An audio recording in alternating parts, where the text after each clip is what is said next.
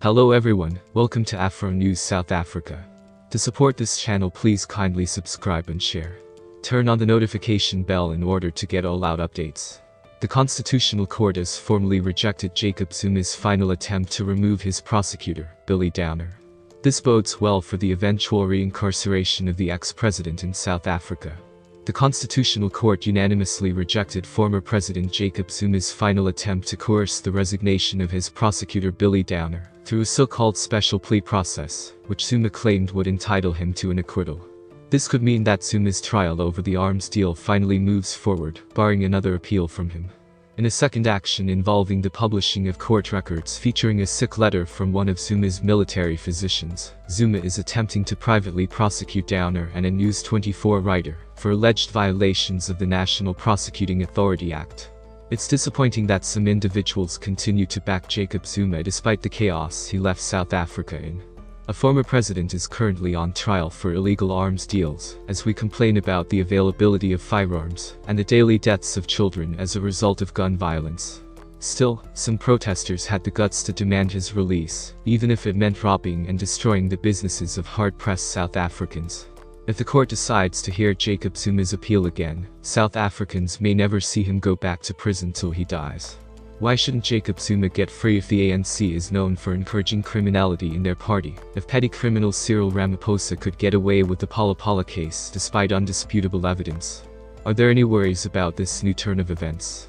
Let's gather more feedback on this post if you share it with your friends and family, and tell us what you think. Again, rumors are swirling that head of elections of the ANC, Galima Motlanthe, is drafting President Zuma a letter as well. Oxaleo President Zuma is delegate number 1, and he will be on the plenary floor with no fear.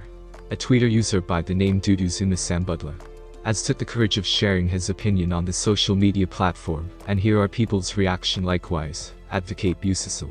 Why are you bothered by her choices because they not yours and they don't affect you?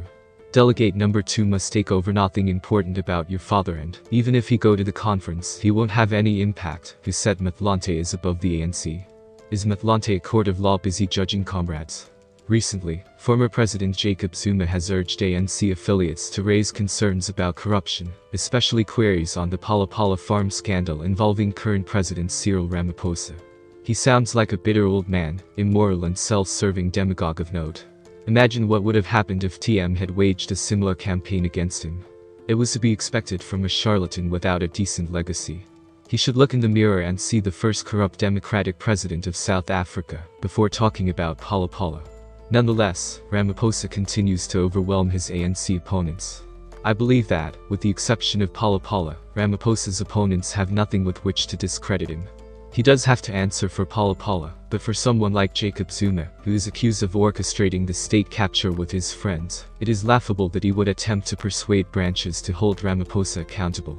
The people of South Africa are no longer need to wait for answers from Ramaphosa, but because the ANC has proven to be a tired organization with no ideas other than how to steal from taxpayers, they must vote differently in the upcoming national election.